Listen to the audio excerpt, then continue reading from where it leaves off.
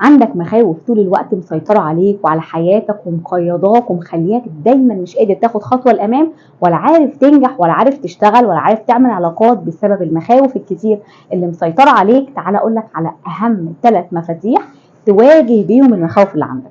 أول مفتاح عندنا لازم أسأل نفسي أنا خايف من إيه وإيه سبب الخوف اللي أنا فيه.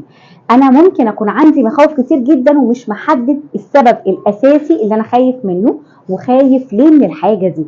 مهم أحط إيدي على الخطوط العريضة وأبدأ أفهم وأحدد الخوف وسببه.